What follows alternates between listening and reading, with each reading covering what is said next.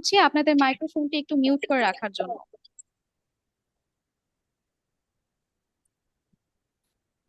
আসসালামু আলাইকুম এবং শুভ সন্ধ্যা। ইজি জব প্রিপারেশন কর্তৃক আয়োজিত জব টক্স অভিজ্ঞতার সাথে আলাপের আজকে লাইভে সবাইকে স্বাগত জানাচ্ছি। আমি জুমাতুন নাহার জুই এবং আমার সাথে আছে রিভা পার। আজকের আয়োজন একটু স্পেশাল। আজ আমরা কথা বলবো বিসিএস সহ বিভিন্ন পরীক্ষার স্বপ্ন, প্রস্তুতি, বাস্তব অভিজ্ঞতা আর সফলতার গল্প নিয়ে। আমাদের সাথে আছেন দুজন গর্বিত বিসিএস কর্মকর্তা, একজন সমাজ রক্ষার সম্মুখ সারির যোদ্ধা, আরেকজন জাতি গঠনের কারিগর। আপনারা যারা বিসিএস এর প্রস্তুতি নিতে চাচ্ছেন বা যে কোনো জবে, সেটা নবম থেকে 20তম হোক, নিবন্ধন, প্রাইমারি বা যে কোনো জবের জন্য চিন্তা ভাবনা করছেন, এই লাইভটা একদম আপনাদের জন্য। চলুন আমরা আমাদের আজকের অতিথিদের সাথে পরিচিত হয়ে নিই। আমাদের সাথে আছেন জনাব বিমল চন্দ্র বর্মন, সহকারী পুলিশ সুপার, 38তম বিসিএস, সহকারী police commissioner, Dhaka metropolitan police, ঢাকায়।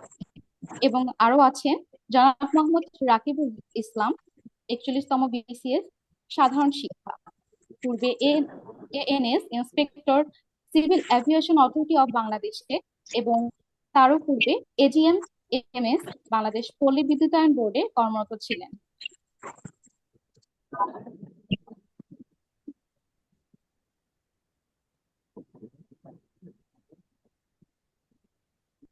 স্যাররা কি আমাকে শুনতে পাচ্ছেন?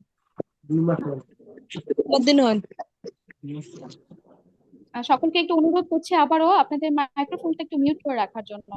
জি। জনাব বিমল চন্দ্র বর্মন, আপনি কি শুনতে পাচ্ছেন আমাকে? এবং মোহাম্মদ রাকিবুল ইসলাম স্যার।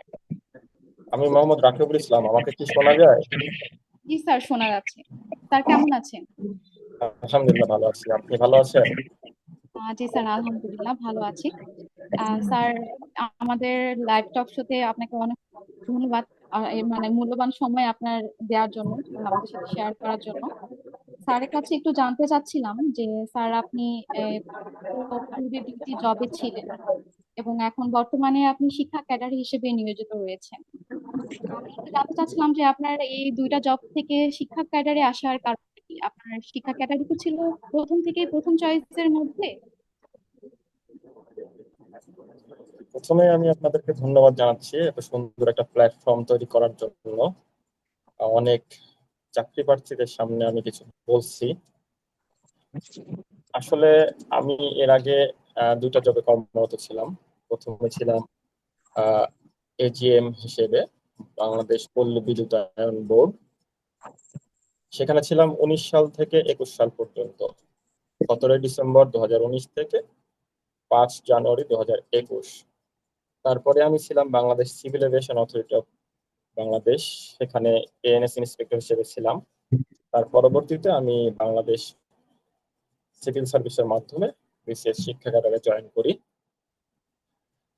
শিক্ষা ক্যাডারে আসার পিছনে আমার মূল উদ্দেশ্য ছিল, আমি আসলে শিক্ষকতা পেশাটাকে অনেক বেশি ভালোবাসি। এখানে একটা মানুষকে বা একটা স্টুডেন্টকে শেখানোর পর তার যে ফেসিয়াল এক্সপ্রেশন, তার ভেতর থেকে যে ভালো লাগা, এই জিনিসটা আমাকে টানতো। সেই কারণেই আমি আসলে মূলত শিক্ষা ক্যাডারে জয়েন করি।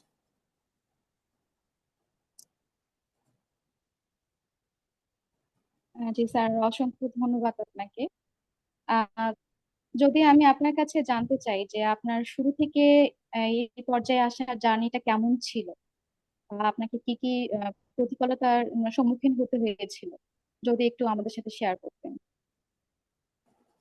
আসলে আমি মনে করি এই টক শোটা প্রশ্ন উত্তর পর্ব হলে ভালো হয়। সেক্ষেত্রে হয় কি, মানে আমি যদি প্রথমেই সবগুলা আস্তে আস্তে বলি, তাদের পয়েন্ট গুলা ধরতে হয়তো সমস্যা হতে পারে। তারা যদি আপনারা যদি প্রশ্ন নেন তাদের কাছ থেকে, তাহলে আমি স্পেসিফিক ভাবে কোনো প্রশ্নের উত্তর দিলে বিষয়টা ভালো দেখায়। এটা আমার হ্যাঁ, ব্যক্তিগত না মতামত। স্যার, অবশ্যই। আসলে আমাদের টক শোটা এই পর্যায়েই রাখা হয়েছে যে যারা এখানে পার্টিসিপেন্ট রয়েছেন তারা আপনাকে সরাসরি প্রশ্ন করতে পারবে। এবং আমরা যারা প্রশ্নগুলো করছি, এটা হচ্ছে দর্শকদের কাছ থেকেই নেয়া। তারা পূর্বে আমাদের কাছে প্রশ্ন করেছিলেন, সেখান থেকে আমি বলছি। এবং সরাসরি যেটা আজকে আপনার কাছে বা আমাদের যে বিমল চন্দ্র স্যার রয়েছেন, তার কাছে যদি কেউ প্রশ্ন করতে চায়, অবশ্যই আপনারা সরাসরি মাইক্রোফোন আনমিউট করে কথা বলতে পারবেন বা প্রশ্ন করতে পারবেন। এছাড়া আপনারা যদি চ্যাট বক্সে কোনো প্রশ্ন স্যারের কাছে রাখতে চান, আপনারা সেটাও করতে পারবেন। তো স্যার, আমি হচ্ছে আমাদের যারা পূর্বে প্রশ্ন করেছিলেন সেখান থেকে আপনার কাছে জানতে চাচ্ছিলাম। ধন্যবাদ।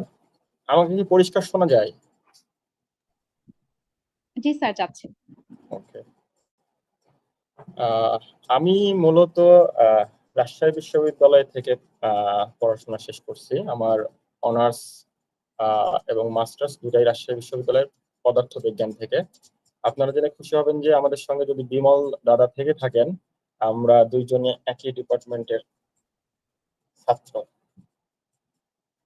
তো আপনি যে প্রশ্নটা করলেন সেটা হলো আমার জব এর ক্ষেত্রে আমি কিভাবে এই পর্যায়ে আসলাম।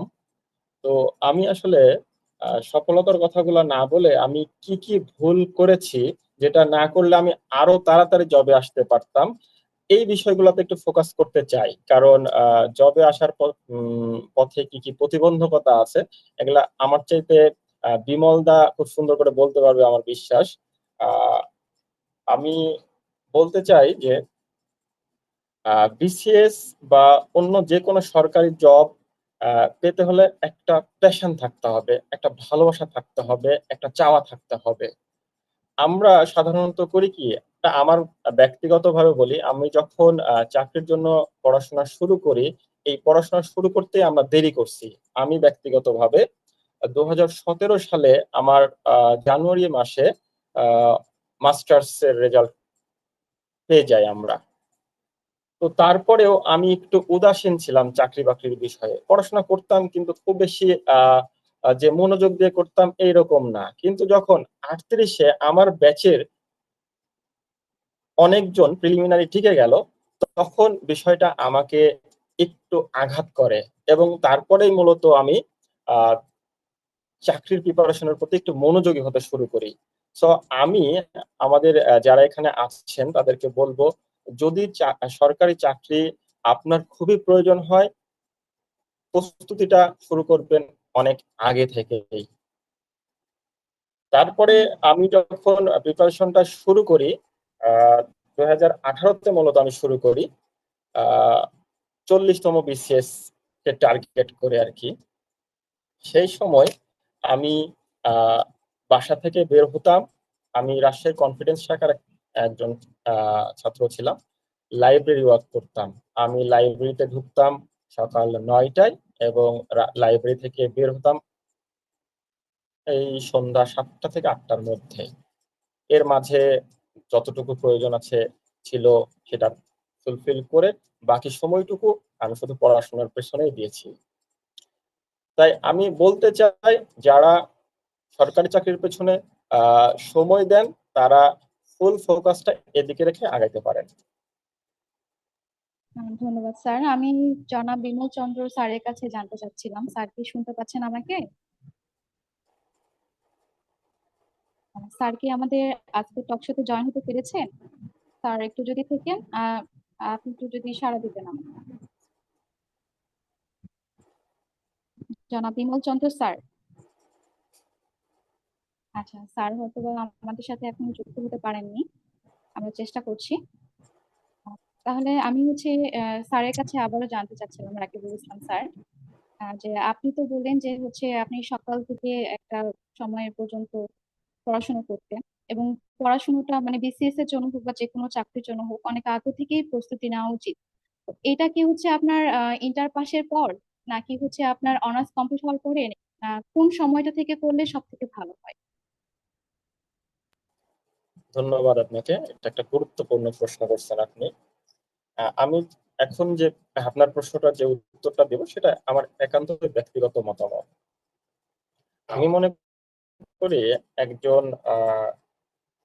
শিক্ষার্থী যখন অনার্সে ভর্তি হয়, তখন তার ফার্স্ট ইয়ার এবং সেকেন্ড ইয়ার দেখা উচিত সে তার ডিপার্টমেন্টাল রেজাল্টটা কেমন করে এবং তার ক্যারিয়ার আসলে কোন দিকে যেতে পারে। তার যদি ক্যারিয়ার সাবজেক্ট রিলেটেড কোনো বিষয়, আমি যেটা বলতে চাচ্ছি, তার রেজাল্ট যদি খুবই ভালো হয়, সেটা first class, first, second, third, আমি মনে করি তার ওই দিকে ক্যারিয়ার করা উচিত।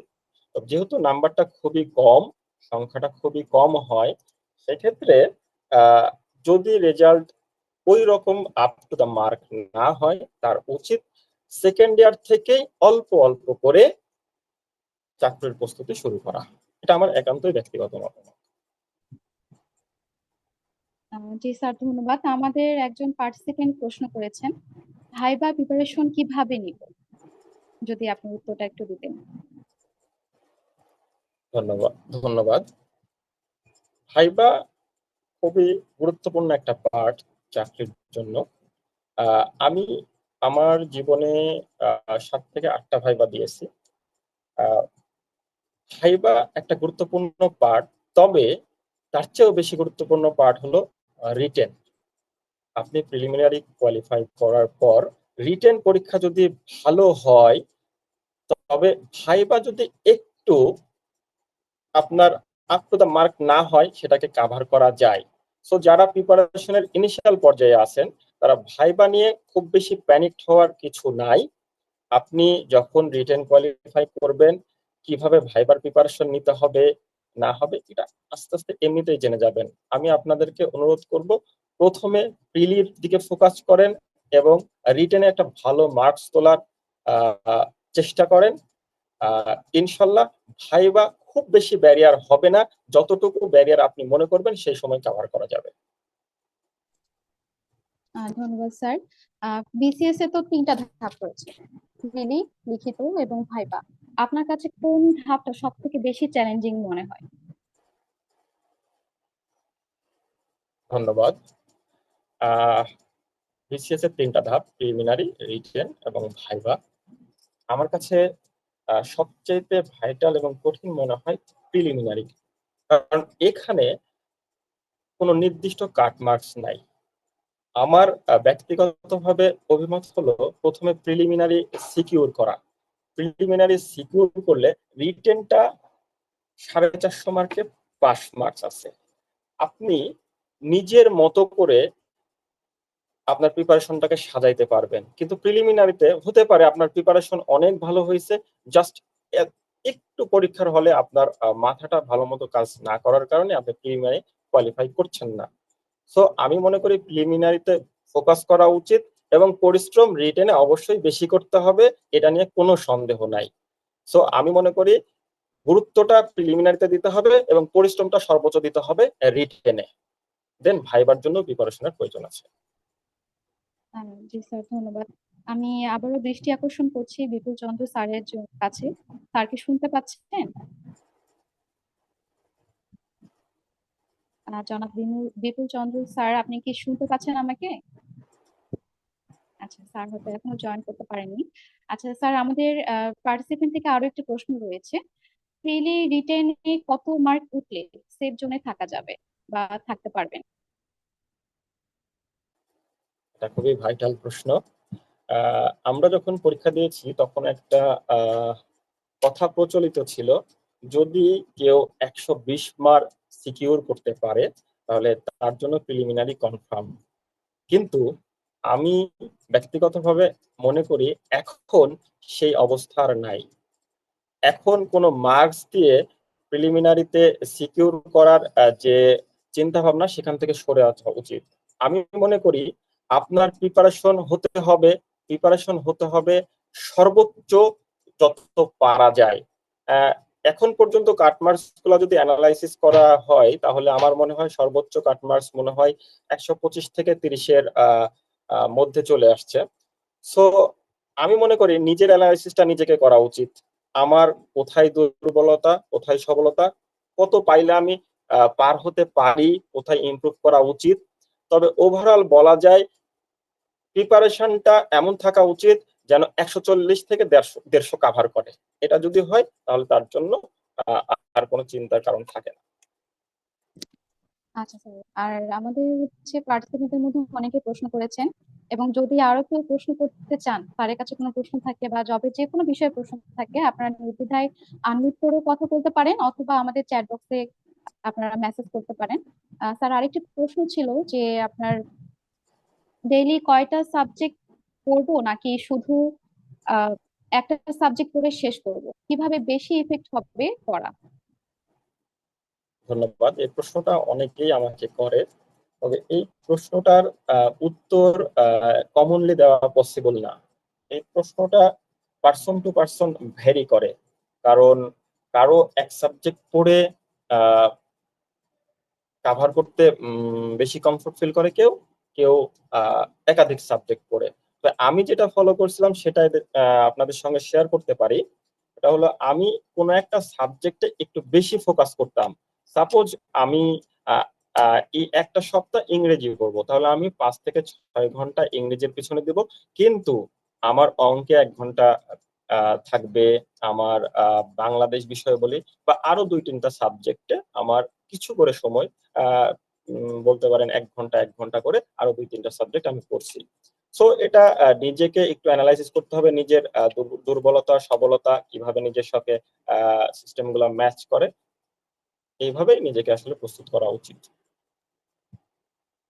ধন্যবাদ স্যার। আমি আবারও দৃষ্টি আকর্ষণ করছি জনাব বিমল চন্দ্র বর্মন স্যারের। স্যার কি শুনতে পাচ্ছেন বা স্যার কি জয়েন হতে পেরেছেন? হ্যাঁ, আমি শুনতে পাচ্ছি। স্যার কেমন আছেন? আছি, ভালো আছি। আচ্ছা, স্যারের কাছে রিকোয়েস্ট করছি যে আমাদেরকে জানানোর জন্য আমাদের আজকে টক শোতে আসতে পেরে কেমন লাগছে বা মাত্র তো আসলাম, ক্লাসে এখনো বুঝে উঠতে পারিনি। জি, আপনাকে অনেক মিস করেছি আমরা, অনেকক্ষণ ধরেই খুঁজছি, হয়তো বা কোনো সরি, এখন সমস্যায় তো আপনি দেরি হয়ে আসতে গেছে। পারেন। না না, সমস্যা নেই স্যার। স্যার আমি আপনার কাছে জানতে চাচ্ছিলাম, আপনি তো এখন দেশের একজন সম্মানিত পুলিশ অফিসার। বিসিএস পুলিশ ক্যাডারে আপনার মানে আমরা এখানে আসার, পুলিশ ক্যাডারে আসার আপনার গল্পটা কিরকম, কিভাবে শুরু হয়েছে? শুরু হয়েছে যদি বলি, পুলিশিংটা আমার ড্রিম ছিল। আমি যে কোনো সার্ভিসে যাওয়ার আগে মনে হয় পুলিশিং এ যাইতাম। তবে চাকরি বাজারে এসে মনে হচ্ছে, যখন আমি চাকরির জন্য চেষ্টা করি আর কি। আমার কথা কি শোনা যাচ্ছে? জি স্যার, শোনা যাচ্ছে। জি স্যার। জি স্যার, তো শোনা যাচ্ছে। যখন শুট করে আমার আমার যে বিষয়গুলো মনে হয় কাজে দিয়েছে, এটা সবার সাথে না মিলতে পারে, যদি আমি আমারটা বলি আর কি। তো আমি অনেক টিউশনই করাতাম, এটা মনে হয় আমার ভালো কাজে দিয়েছে। আর দ্বিতীয়ত, আমি হাই স্কুল লাইফ থেকে পত্রিকা পড়ার একটা নেশা ছিল, নিউজ জানার জন্য নেশা ছিল। পরে আমার কাছে মনে হচ্ছে এটাও আমার ইন দ্য লং রানে কাজে দিয়েছে, যে কোনো কিছু জানা বা কোনো কিছু উপস্থাপন করা, ভাষাগত বিষয়, গ্রামাটিক্যাল বিষয়, আমার মনে হচ্ছে পত্রিকা থেকে এগুলো আমাকে কাজে দিয়েছে।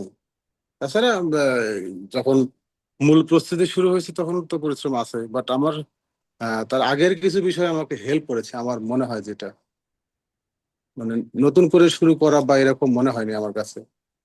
স্যার আপনার শুরু করাটা মানে কিভাবে ছিল, বা হচ্ছে আপনি মানে কোন সময় থেকে শুরু করেছেন পড়ালেখার, মানে অনার্স লাইফ থেকে নাকি মাস্টার্স থেকে, একটু যদি আমাদের সাথে শেয়ার করতেন। কারণ আমাদের এখানে অনেকেই প্রশ্ন করছেন, মানে আমাদের এখানে আজকে টকশোটা হচ্ছে যে যারা আমরা শিক্ষার্থী রয়েছি তারা আপনাদেরকে কিছু প্রশ্ন করব। তো তাদের মধ্যে থেকে একজন প্রশ্ন করেছেন যে মাস্টার্স ফাইনাল ইয়ারের একজন শিক্ষার্থীর কি বিসিএস এর প্ল্যান করা উচিত, এর আগে পড়াশোনা কোনো হয়নি। তো সেক্ষেত্রে আপনি কবে থেকে পড়াশোনা শুরু করেছিলেন এবং আপনার মতে কবে থেকে পড়াশোনাটা আসলে শুরু করা উচিত? আমি শুরু করেছিলাম থার্ড ইয়ারের শেষের দিকে মনে হয়, অনার্স থার্ড ইয়ার শেষের দিকে। এমনি তখন টুকটাক আর একটু দেখতাম আর কি, বইপত্র পত্রিকা বা বড় ভাইরা যখন পড়তো একটু দেখতাম। তো মূল প্রস্তুতিটা তখন ছিল না। তবে ওই যে বললাম, অতীত সহ যখন আমি চাকরির পরিস্থিতি শুরু করলাম, যে ইংরেজি বলেন অঙ্ক বলেন, আমার কাছে মনে হয়েছে যে আমি একটু ফ্যামিলিয়ার, মানে ওই ওই বিষয়গুলোর সাথে ফ্যামিলিয়ার, যার কারণে আমি মনে হয় দ্রুত ক্যাপচার করতে পারছি। আমার কাছে মনে হয়েছে, আমি সবসময় মনে হচ্ছে যে আমি শুধুমাত্র প্রস্তুতি শুরু করার পরের পরিশ্রমে মনে হয় আমি আহ, যেখানে আছি সেখানে আসতে পারিনি। আমার মনে হয় অতীত বা ওই সময়টা অভিজ্ঞতাটা আমার কাজে দিয়েছে, আমার কাছে মনে হচ্ছে। তো আমি শুরু করেছি থার্ড ইয়ারের শেষের দিকে মনে হয়, বাট ওইভাবে না। আচ্ছা স্যার, ঠিক আছে। আমি আপনার কাছে জানতে চাচ্ছিলাম বিসিএস পরীক্ষায় একাডেমিক রেজাল্ট কত থাকতে হবে, একজন প্রশ্ন করেছেন। এটা পিএসসি একটা মিনিমাম যোগ্যতা দিয়েছে না, that's enough. Mohammad Rakibul Islam sir, আপনার কাছে একটু জানতে চাচ্ছিলাম যে আপনার একজন প্রশ্ন করেছে। আসসালামু আলাইকুম স্যার, বিসিএস এ টিকে যাওয়ার পর গেজেট নিয়ে কিছু যদি বলতেন। আহ, ধন্যবাদ আপনাকে। প্রথমেই বিমল দাকে দেখতে পেয়ে আমার খুবই আনন্দ লাগছে। অনেকদিন পর বিমল দার সঙ্গে আহ, এরকম ভাবে আহ, যোগ হতে পেরে খুবই ভালো লাগছে, কারণ বিমল দার সাথে আমার মনে হয় অনেক দিন আগে কথা হয়েছে। কি বিমল দা? হ্যাঁ, হ্যাঁ, হ্যাঁ, হ্যাঁ, হ্যাঁ, সঠিক, সঠিক। আহ, তারপরে আপনার প্রশ্নতে আসছি। আপনার প্রশ্নটা আমার মনে হয় বিমল দাই ভালো উত্তর দিতে পারবে, কারণ তিনি পুলিশ সার্ভিসে আছেন। আমি মনে করি প্রশ্নটা বিমল দাকেই আপনি করেন। আচ্ছা স্যার, যদি বিমল স্যার প্রশ্নের উত্তরটা দিতেন। গেজেট। জি স্যার। গেজেটের বিষয়টা আসলে সবকিছু খোলামেলা বলা সম্ভব না। আমরা এখানে যারা আছি আমার মনে হয় এভরিবডি ম্যাচিউরড। কিছু বিষয় থাকে, তবে যারা একদম ফ্রেশ আছে, কোনো কারণে কারোর বিরুদ্ধে অন্তত মামলাগত বিষয়ে নাই, পলিটিক্যাল ইস্যুটা আমি বাদ দিলাম, তাতে মনে হয় এই বিষয়ে কোনো চিন্তা করার দরকার নাই। তবে পাড়া প্রতিবেশীর সাথে একটু সম্পর্ক ভালো রাখা জরুরি এই সময়টাতে। নিজেকে যতখানি সাবমিসিভ রাখা যায়। সাবমিসিভ মানে আমি যাকে পছন্দ করি না তার সাথেও মিশে আছি। আমার বাবার সাথে তর্কাতর্কি করেছে, আমি মারামারিতে যাই নাই, মানে কিছুটা সাবমিসিভ। ওই সময়টা আমার কাছে মনে হচ্ছে নিজেকে সঁপে দিয়ে রাখার মতো আর কি, যদি আমার কোনো ইয়ে না থাকে। কারণ আমার কোনো ফল্ট আছে কিনা এটা আমার চাইতে ভালো কেউ জানে না, আমার কাছে এটাই মনে হয়। জি স্যার, একজন ব্যক্তির পড়াশোনা শুরু করার জন্য বা জব প্রিপারেশন নেওয়ার জন্য কোন ভুলগুলো তারা বেশি করে থাকে আপনার মতে কি মনে হয়? প্রথমে ভুল করেছে কি, যে সামনে যা পায় তাই করে, এটা প্রথম ভুল। জি স্যার, তাহলে সেক্ষেত্রে তারা কিভাবে পড়বে বা হচ্ছে তাদের সিলেবাসটা কিভাবে তারা তৈরি করবে? সিলেবাস প্রস্তুতির শুরুতে আমার আমার এই যে জব সলিউশন যেটা, মানে কিভাবে কি হয়, সিলেবাস বা বিভিন্ন সালের প্রশ্ন, এগুলো দেখে আমার মনে হয় একটা আইডিয়া চলে আসবে ভিতরে সবারই। যে কেউ পড়ুক না কেন একটা মিনিমাম আইডিয়া আসবে। তারপরে সে যদি ওই সিলেবাস অনুযায়ী পড়তে যায়, পড়তে গেলে একদম গদবাঁধা না পড়ে যদি একটু চিন্তা ভাবনা করে পড়ে, তাহলে মনে হয় বুঝতে পারবে যে আমি নিজে মানে কোশ্চেন তৈরি করি কোনো চাকরি পরীক্ষার, আমি এই প্রশ্নটা দেবো কিনা। এই জিনিসগুলো অ্যাভয়েড করবে। এখন আমরা যেটা বাজারে যে বইগুলো পাই, তাদের সেই বইগুলো পেজ টু পেজ আমাদেরকে মুখস্থ করতে হবে বিষয়টা তা না। ওরা ওখান থেকে আমাদের প্রয়োজনীয় অংশটুকুই নিব, ওরা অপ্রয়োজনীয় অনেক কিছু দিয়ে রাখছে, তো এত কিছু তো দরকার নেই। জি ঠিক স্যার। আছে স্যার। জি স্যার। স্যার, আমি জনাব বিমল চন্দ্র বর্মন স্যারের কাছে জানতে চাচ্ছি, বাস্তবে একজন আমাকে পুলিশ স্যার, আমাকে স্যার না বললে আমি খুশি হব। আমি সবার কাছে রিকোয়েস্ট করছি, আমাকে স্যার না বললে আমি খুশি হব। আচ্ছা, আমাকে ঠিক আছে স্যার স্যার। বলার দরকার নাই। জি স্যার। আহ, একজন বাস্তবে একজন পুলিশ কর্মকর্তার দিন কিভাবে কাটে, কতটা চ্যালেঞ্জ থাকে আপনার অভিজ্ঞতার সাথে যদি শেয়ার করতেন দর্শকদের সাথে। প্রথম বিষয় হচ্ছে তা পোস্টিংটা কোথায়, ইউনিট ওয়াইজ ভ্যারি করবে। ডিএমপি তে বা ঢাকা একজন যে পরিশ্রম করবে বা তার যে দায়িত্ব থাকবে, বা যদি পার্শ্ববর্তী কোনো একটা জেলা বা দূরবর্তী কোনো একটা জেলা হয়, সেখানে কিন্তু সেটা হবে না, খুব স্বাভাবিকভাবে হবে না। তো আমি যদি ডিএমপি টা বিবেচনা করি, তাহলে এখানে নিজের ঘুমের সময়টুকু থাকে না। আপনার যেখানে পোস্টিং হোক না কেন, আপনার বিভিন্ন ধরনের ডিউটি থাকবে। কারণ রাজধানী শহর হিসেবে অনেক কাজ হয়, এখানে অনেক ধরনের প্রোগ্রাম লেগেই থাকে, সুতরাং এখানে সেই সুযোগ নাই। কিন্তু বাইরে হয়তো বা একটু ফ্যামিলিকে সময় দেওয়া যেতে পারে। বাইরে বলতে বোঝাচ্ছি যেখানে একটু চাপ কম, কাজের চাপ কম। বাট যেটা গড়ে যদি ধরেন, তাহলে নিজের জন্য কিছু চিন্তা করার দরকার নাই। আমি মানে চাকরিতে জয়েন করার পর কারো বিয়ে খাই নাই। ইনকেস যদি আমার ছুটির সাথে কারো বিয়ে না মিলে গেছে, কারো বিয়ে খাই নাই, নিজের বাড়ির প্রোগ্রামেও না। তো এই ধরনের ছুটিগুলো চাইলে পরে আলটিমেটলি মনে করা হয় কেন তাহলে তো পুলিশে আসার দরকার ছিল না। তাহলে স্যার আমরা কি পুলিশের দিকে যাব না? আপনার মতামত যেতে কি? হবে, এখানে অ্যাডভান্সারের জন্য আসতে হবে। কেউ যদি জি। অ্যাডভান্সার চিন্তা করে, তাহলে তাকে আসতে হবে। আচ্ছা। আমি আমি আমি সকাল আমি আজকে আমি আজ যদি আজকে একটা বলি, আমি আমি সকাল 7টা 7:30টার দিকে বেরোইছি। আমি কিন্তু একটু আগে বাসায় আসছি। এর ভিতরে বিভিন্ন ধরনের কাজ ছিল, বাট আমারও কিছু ব্যক্তিগত কাজ কিন্তু এর ভিতরে আমি ফাঁকে ফাঁকে করেছি, মানে মানিয়ে নেওয়া আর কি, বা মিলিয়ে নেওয়া। এর ফাঁকে ফাঁকে সবকিছু করতে হবে। অন্যরা যখন বের হবে হয়তোবা তখন আমি ভিতরে ঢুকবো, এই তো। জি জি স্যার, স্যার, ধন্যবাদ। একজন নতুন প্রার্থী বা ফ্রেশ গ্রাজুয়েশন যদি পুলিশ ক্যাডারকে টার্গেট করে, তার জন্য কি কি প্রস্তুতি আহ জন্য পরামর্শ দিবেন স্যার? আমার মনে হয় কি ক্যাডার চয়েস দেওয়ার পরে এই ক্যাডার ভিত্তিক প্রস্তুতি দরকার নাই। আগে রিটেনে ভালো মার্ক তুলে ভালোভাবে পাশ করতে হবে, তারপর ভাইবার সময় হয়তো বা ক্যাডারের উপর ভিত্তি করে আলাদা কিছু প্রশ্ন আসতে পারে। এবং ওইটা রিটেন রেজাল্টের পরে বা লিখিতর পরে ওই ওই প্রস্তুতিতেই সম্ভব। মানে অনেক আগে থেকে আমাকে পুলিশের জন্য প্রস্তুতি হতে হবে বা শুধু অ্যাডমিনের জন্য বা শুধু ফরেনের জন্য প্রস্তুতি হতে হবে, আমার কাছে সেটা মনে হয় না। শুধু প্রথমত টার্গেট হওয়া উচিত যে আমাকে কিভাবে ম্যাক্সিমাম মার্কস পেয়ে আমি রিটেনে পাস করতে পারি আর কি। পরেরটা পরে দেখা যাবে, ক্যাডার চয়েস অনুযায়ী জি সে তো স্যার। ভাইবা ভাইবা তো নেবেই। জি স্যার, ধন্যবাদ। আমি মোহাম্মদ রাকিবুল ইসলাম স্যার একটা জানতে চাচ্ছিলাম। আমাদের একজন পার্টিসিপেন্ট প্রশ্ন করেছেন। আসসালামু আলাইকুম স্যার, আমি জবের পড়াশোনাটা কিভাবে শুরু মানে আপনি জবের পড়াশোনাটা কিভাবে শুরু করেছিলেন? কোন বিষয়গুলোকে আগে প্রাধান্য দিতেন? আপনার পড়ার ধরন কেমন ছিল? কাইন্ডলি জানাবেন। আশা করছি এই প্রশ্ন উত্তর দেবেন। এবং সাথে আরেকটি প্রশ্ন ছিল, ইংরেজি এবং গণিতের লিখিত প্রিপারেশন কিভাবে নিব? কোন বইগুলো অনুসরণ করা উচিত? সাজেশন চাই। জনাব মোহাম্মদ রাকিবুল ইসলাম স্যার, আপনি যদি একটু আমাদের সাথে শেয়ার করতেন। ওকে, ধন্যবাদ। আপনি প্রথমে প্রস্তুতির কথা বলছেন, প্রস্তুতি কিভাবে নিতে হবে। আমি বিমলদার সাথে একটু যোগ করে বলতে চাই, আহ, আমরা যখন সেকেন্ড ইয়ার থার্ড ইয়ারে পড়ি তখন আমরা বিজ্ঞান বিভাগের ছাত্রছাত্রী অনেক সময় টিউশনের সাথে যুক্ত থাকি। এটা বিমলদাকে যেমন হেল্প করছে, আমাকেও অনেকটাই হেল্প করছে জব সেক্টরে। প্রিপারেশন শুরুর ক্ষেত্রে আমি যেটা বলবো সেটা হলো, প্রথমে যে পরীক্ষার প্রস্তুতি নেবেন সেই পরীক্ষার প্রশ্ন এবং সিলেবাস অ্যানালাইসিস করতে হবে। এটা হলো প্রথম কাজ। সিলেবাস এবং প্রশ্ন অ্যানালাইসিস করার পরে আপনি বুঝতে পারবেন আপনার দুর্বলতা কোথায়, সবলতা কোথায়। আসলে preparation person to person vary করে। আমি আশা করছি বিমল দাও আমার সঙ্গে একমত হবেন এই বিষয়টা নিয়ে। সো প্রথমে নিজের উইকনেস এবং স্ট্রেংথটা আইডেন্টিফাই করতে হবে।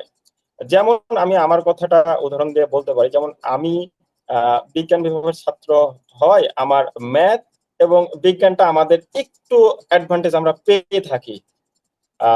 সো আমাদের যে ম্যাথের প্রতি খুব বেশি সময় আমাদের দেওয়া প্রয়োজন ওইভাবে হয়নি। বাকি যে বিষয়গুলো থাকে যেমন ইংরেজি বা জিকে, তার প্রতি আমি একটু বেশি সময় দিয়েছিলাম। আপনার সেকেন্ড প্রশ্নটা আমি ঠিক আচ্ছা মনে স্যার, করতে আমি পারছি না, আবারও আরেকবার একটু বলবেন। বলছিলাম, সেটি হচ্ছে আমার দ্বিতীয় প্রশ্ন, ইংরেজি এবং গণিতের লিখিত প্রিপারেশন কিভাবে নিব? কোন বইগুলো অনুসরণ করা উচিত? সাজেশন চাই। ফয়সাল আহমেদ প্রশ্ন করেছেন। আমি আহ, গণিতের কথা বলি, বিমল দা হয়তো ইংরেজিটা ভালো বলতে পারবে। গণিতের বিষয়টা হলো, গণিতে আমরা যখন সিলেবাসটার দিকে তাকাই রিটেনে, তাহলে দেখবেন maximum syllabus, almost 70 to 80% syllabus 9-10 ভিত্তিক, এবং 20 to 30% সিলেবাস ইন্টারমিডিয়েট থেকে মেবি আসে। তো কারো যদি টিউশনি করানোর অভিজ্ঞতাটা থাকে 9-10 এবং ইন্টারমিডিয়েট, বিশেষ করে 9-10 থাকলে 70% কভার করবে। আর যদি সে ইন্টারমিডিয়েটের যে অধ্যায়গুলা আছে, যেমন বিন্যাস, সমাবেশ, সম্ভাব্যতা, এই অধ্যায়গুলা সে যদি ওই বইটা ধরে করার পর বাজারের যে কোনো একটা বই থেকে যে প্রশ্নগুলা পরীক্ষায় আসে তার প্রতি গুরুত্ব দিয়ে শেষ করে, আমার মনে হয় গণিতের জন্য এনাফ। বাকিটা বিমল দা যদি অ্যাড করেন। জি, আমি বিমল চন্দ্র স্যারের কাছে জানতে চাচ্ছিলাম। আমাদের রাকিবুল ইসলাম স্যার খুব সুন্দর করে গণিতের বিষয়ে প্রিপারেশনটা বললেন। আপনি যদি একটু ইংরেজির প্রিপারেশনটা কিভাবে নেওয়া যায় আমাদের সাথে শেয়ার করতেন। না, রাকিব অনেক সুন্দর করে ওটা বলবে, কারণ ওটা রাকিব অনেক সুন্দর করে করতো, এই জন্য রাকিব ওটা সুন্দর করে বলছে আর কি। জি স্যার। যাক, ইংরেজির ব্যাপার, আমার ইংরেজির প্রস্তুতিটা ওই যে আবার বললাম, পত্রিকা খুবই ভাইটাল একটা বিষয় ছিল। আমি ইউনিভার্সিটি লাইফে বিশেষ করে আমার মনে হয় না এমন কোনো দিন গেছে যেটা আমি হলে থেকেছি অথচ একটা ইংরেজি পত্রিকা পড়ি নাই, মানে পত্রিকার রুমে আর কি।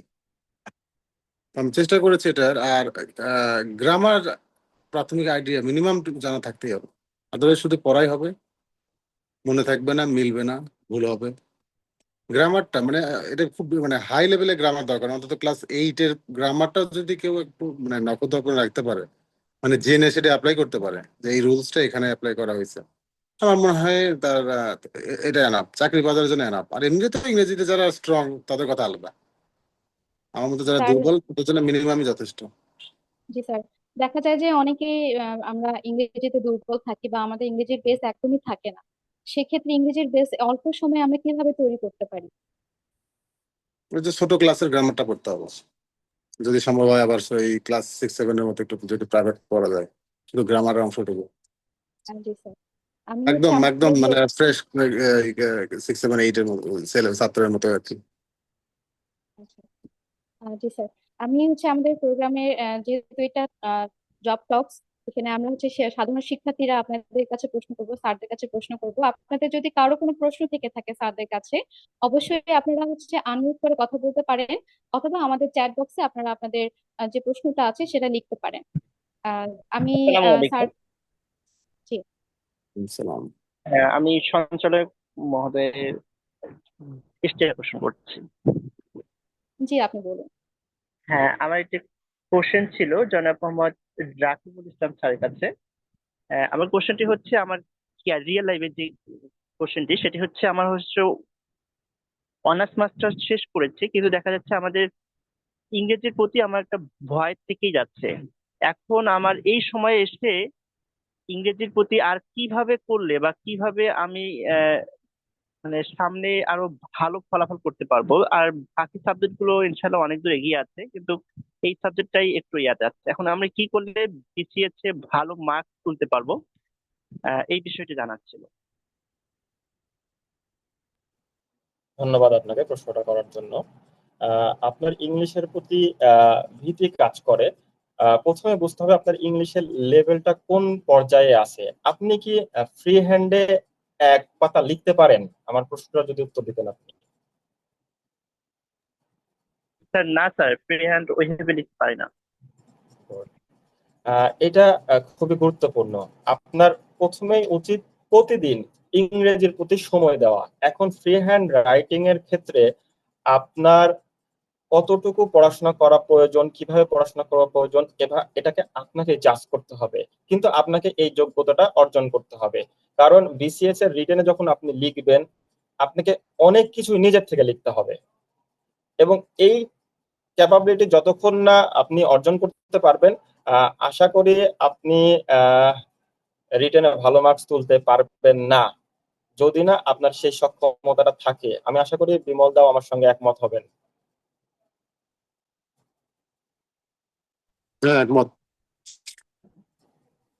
ফ্রি হ্যান্ড ছাড়া উপায় নেই, চাকরি বাজারে লিখিত পরীক্ষা ফ্রি হ্যান্ড ছাড়া কোনো উপায় নাই, এখানে মুখস্থ করে লেখার সুযোগই নেই, স্যার, ফ্রি হ্যান্ড রাইটিং এর লিখতেই জন্য হবে। কি আমরা হচ্ছে ছোট ক্লাসে মানে 7, 8, 9, 10 এর যে ইংরেজি গুলো আছে, এগুলো গ্রামার গুলোই বা প্যারাগ্রাফ গুলো কি ফলো করবো? ওই ওই গ্রামার দিয়ে ওই গ্রামার অ্যাপ্লাই অ্যাপ্লাই করে যদি কেউ লেখে, আমার মনে হয় অনেক লিখতে পারবো। আর এমনি হায়ার লেভেলে কিছু শিখে ফেলবে, চাকরির প্রস্তুতি নিতে নিতে কিছু শিখে ফেলবে। কিন্তু যদি ওই বেসিক টুকু দিয়েই শুরু করা হয়, আমার মনে হয় অনেক লেখা যাবে। আচ্ছা হ্যাঁ, আমি স্যার, মনে আমার করি তার আর বেসিক ফ্রি দিয়ে হ্যান্ড যে রাইটিং এর কথা যেহেতু আসছে, আমি একটু একটু অ্যাড করে হ্যাঁ, রাখি এর সাথে, জানি যে এই বিষয়ে বলছো কি। আমি আবারও ফ্রি হ্যান্ড লেখার ক্ষেত্রেও আমি আবারও ওই পত্রিকার কথাই বলবো, যে একজন সাংবাদিক যখন একটা বিষয়ে নিউজ করে, সে কিন্তু দর্শক মানে কি বলে যারা পড়বে পাঠকদের জন্যই এটা লেখে। So, সে বিষয়টাকে এমন ভাবে উপস্থাপন করে যে একটা পাঠক পড়া মাত্র যেন পুরোটা বুঝতে পারে। আমার কাছে মনে হয় যে চাকরি পরীক্ষাটা ওই রকমই, যে কোনো একটা বিষয় আমাকে লিখতে বলেছে, আমি সেই অনুযায়ী লিখলাম, পাঠক মানে আমার এক্সামিনার সেই অনুযায়ী মার্কিং করবে। তো ওই উপস্থাপনাটাও কিন্তু মানে কোনো একটা বিষয় উপস্থাপনার যে কৌশল, সেটাও পত্রিকার যে কোনো রিপোর্ট থেকে বা একটা আর্টিকেল থেকে সম্ভব। আমি শুধু পত্রিকার কথা বলছি, কেউ গল্প বইয়ে পড়তে পারে বা অন্য কিছু পড়তে পারে, বাট আমার মনে হয় পত্রিকা সবচেয়ে বেটার এই ফ্রি হ্যান্ড রাইটিং এর ক্ষেত্রে। ও সেভাবে সেভাবে কিভাবে কি উপস্থাপন করতে হয়, ভূমিকাতে কোন কথাগুলো লিখতে হয়, মাঝখানে কোনগুলো লিখতে হয়, কি বলে শেষ করা যায় কোনো একটা টপিকস, এই কথা এই বিষয়গুলো কিন্তু পত্রিকাতে সুন্দরভাবে আছে। সাংবাদিকরা কিন্তু এই কাজগুলোই করে আমাদের পাঠকের দৃষ্টি আকর্ষণ করার জন্য। তো এখানে একটা কাজে দেবো, জি স্যার, সাথে এখন ভোকাবুলারি তৈরি ভোকাবুলারি। হবে, ভোকাবুলারি তৈরি হবে। স্যার জি স্যার। স্যার, আমার আর কোশ্চেন ছিল স্যার, সেটি হচ্ছে এখন স্যার সব চাকরির ক্ষেত্রে আমাদের কম্পিউটার যে প্রশিক্ষণের যে বিষয়টি রয়েছে এটি সব চাকরির ক্ষেত্রে মোটামুটি থাকতেছে স্যার। সেক্ষেত্রে স্যার আমার কম্পিউটার প্রশিক্ষণের যে সার্টিফিকেট সেটি হচ্ছে অলরেডি দুই একটি আছে। এখন স্যার আমরা হচ্ছে চাকরি প্রস্তুতির পাশাপাশি কি স্যার আবারও আমাদের এই যে হ্যান্ড বা যে কম্পিউটারের যে টাইপিং এর যে বিষয়টি রয়েছে এটি আমরা কিভাবে করব, এবং হচ্ছে কম্পিউটার প্রশিক্ষণে কি তার সাথে সাথে চালিয়ে যাবো কিনা স্যার, এই বিষয়টা স্যার।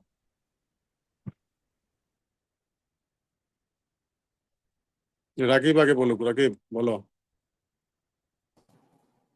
ধন্যবাদ। আমি মনে করি কম্পিউটার ট্রেনিংটা খুব বেশি মেজর বিষয় না চাকরির প্রস্তুতির ক্ষেত্রে। কারণ যে সকল চাকরির ক্ষেত্রে আপনার কম্পিউটার জ্ঞান থাকার কথা বলে, যতটুকু জ্ঞান তারা চায় ততটুকু জ্ঞান আমাদের গ্র্যাজুয়েট স্টুডেন্টের মধ্যে থাকে। যদি কোনো ক্ষেত্রে 6 মাস মেয়াদি কোনো সার্টিফিকেটের কথা বলে সেটার কথা আমি বলতেছি না, কিন্তু ইন জেনারেলের ক্ষেত্রে কম্পিউটারের জ্ঞান, আমি একটা উদাহরণ দিলে আপনার আরো বেশি ক্লিয়ার হবেন। যেমন আমি যখন সিভিল এভিয়েশন অথরিটিতে ভাইবা দিয়েছিলাম, অ্যারোড্রোম অ্যাসিস্ট্যান্ট পদে তারা কম্পিউটারের একটা সনদ চাইতো। তো এই নিয়ে আমাদের অনেক ফ্রেন্ড একটু চিন্তিত ছিল। তো পরে দেখলাম সেটা আমাদের ভার্সিটি থেকে যে সার্টিফিকেটটা দেয় সেটা শো করলেই হয়, এবং এটা মেজর কোনো ইস্যু ছিল না। সো যদি কোনো জায়গায় 6 মাস মেয়াদী কারিগরি শিক্ষা বোর্ডের অধীনে বা এসব উল্লেখ না থাকে, আমার জানা মতে ম্যাক্সিমাম চাকরির ক্ষেত্রে এটা থাকে না। আমি মনে করি কম্পিউটার সার্টিফিকেট নিয়ে কোনো চিন্তা করার তেমন একটা অবকাশ নাই। বিমলদা যদি কিছু অ্যাড করতেন। অ্যাড করার মতো কিছু নেই, আমার তাই মনে হয়। জি স্যার, ধন্যবাদ। আমাদের চ্যাট বক্স থেকে একজন প্রশ্ন করেছেন। কেউ কি কিছু প্রশ্ন করতে চাচ্ছেন? জি আপু, একটা কোশ্চেন করতে চাচ্ছি আসলে। জি বলুন। আহ, ধন্যবাদ দুজন। আমাদের সত্যি ভালো লাগছে সেশনে যুক্ত করে, বিশেষ করে দুজনেই আমারই ক্যাম্পাস বড় ভাই। এই জন্য প্রথমে কৃতজ্ঞতা প্রকাশ করছি বড় ভাইদেরকে। আর কোশ্চেনটা হলো যে ভাইয়া, যে আমরা অনেক সময় দেখি যে লিখিত কোনো বাংলাদেশ বিষয় বা আন্তর্জাতিক বিষয়গুলো, লিখিত বিষয়গুলো যে একটা অপিনিয়ন চাই। তো অপিনিয়ন তো আসলে পজিটিভ হইতে পারে, আমরা দেখতে পাচ্ছি নেগেটিভ হইতে পারে। তো এজ এ লিখিত পরীক্ষার্থী হিসেবে আপনারা আসলে কিভাবে উপস্থাপনটা করছেন, বা খাতায় উপস্থাপন করাটা এজ এ সাম আপটা কিভাবে করছেন আসলে ভাইয়ারা, যে পজিটিভও না না বা নেগেটিভও না, এজ এ মিডিল পয়েন্টে থাকছেন, নাকি কিভাবে উপস্থাপনটা করলে সবচেয়ে বেশি ভালো হয়? আচ্ছা, আমি একটু বলি, প্রথমে বলি, আমরা চাকরি পরীক্ষা দেই কিন্তু আমাদের জ্ঞান জাহির করার জন্য নয়। আমরা চাকরি পরীক্ষা দিই এক্সামিনারকে খুশি করে কিছু নাম্বার আদায় করার জন্য। দ্যাট ইজ ওয়াই আমরা যখন যে পরিবেশে দিই না কেন, আমরা এমন কিছু কখনোই লিখবো না যেটা মনে হবে যে স্বাভাবিকভাবে নেওয়া হবে না। যদি লিখতে হয় যে ধরি মাছ নাচেই পানি, বাট একদম এমন কোনো মতামত অবশ্যই দেওয়া যাবে না নিজের কাছে যদি সঠিক মনে হয়। তারপরে আপনার উপস্থাপনটা হবে একদম লিবারেল। জি স্যার, আমাদের আমি মনে হয় বুঝাতে পার্টিসিপেন্টের পেরেছি। জি স্যার, ধন্যবাদ। আমাদের পার্টিসিপেন্টে একজন প্রশ্ন করেছেন, রুহি স্যার, রাজনৈতিক বিষয়সমূহ সম্পর্কে ক্লিয়ার কনসেপ্ট আনতে কোন মৌলিক বই পড়ার দরকার কিনা এবং সেগুলো কোনগুলো যদি বলতেন। আমি বিমল রাজনীতিক স্যারের কাছে জানতে চাচ্ছি আরেকবার আরেকবার রাজনৈতিক আরেকবার আরেকবার বিষয়সমূহ সম্পর্কে ক্লিয়ার কনসেপ্ট আনতে কোন মৌলিক বই পড়ার দরকার কিনা এবং সেগুলো কোনগুলো যদি বলতেন। মানে চাকরি পরীক্ষায় যে রাজনৈতিক বিষয়গুলো আসে সেই বিষয়ে প্রস্তুতির জন্য কি? জি, সেই বিষয়ে আমার তো প্রস্তুতির জন্য তারা কোন বইগুলো পড়তে পারে, যেহেতু আপনি হচ্ছে আমার তো প্রশাসনে মনে আছেন। হয় না, জি স্যার। রাজনীতির বিষয়টা আসছে যে স্পেসিফিক ভাবে শুধু রাজনীতির কথা বলা হচ্ছে। আমি জানি না রাকিব কি বলবে, বাট আমার মনে হয় চাকরির প্রস্তুতির ক্ষেত্রে রাজনীতি নিয়ে খুব বেশি কথা লিখতে হয় না। এটার জন্য আহামরি প্রস্তুতি নিতে হবে, আলাদা মানে বই পড়ে শেষ করে দিতে হবে, দরকার নাই আমার মনে হয়। এমনি রাজনীতি, রাষ্ট্রবিজ্ঞান এগুলো জানার জন্য আমাদের বেসিক কিছু বই আছে। আমি যেটা পড়েছিলাম আহ তারেক শামসুর রহমান স্যারের একটা বই আছে, আমি ওই বইটা পড়েছিলাম, চেষ্টা করেছি এটা পড়ার। আবার ওই যে ঘুরে আমি আবার পত্রিকায় যাব, আমার মনে হয় কেউ কেউ বিরক্ত হয়ে যেতে পারে। আমি আমি স্বীকার করি এটা, আমি আমার চাকরিটাই পাইছি ভাই পত্রিকা পড়ে। লিটারালি লিটারালি আমি পত্রিকা পড়ে চাকরি পাইছি।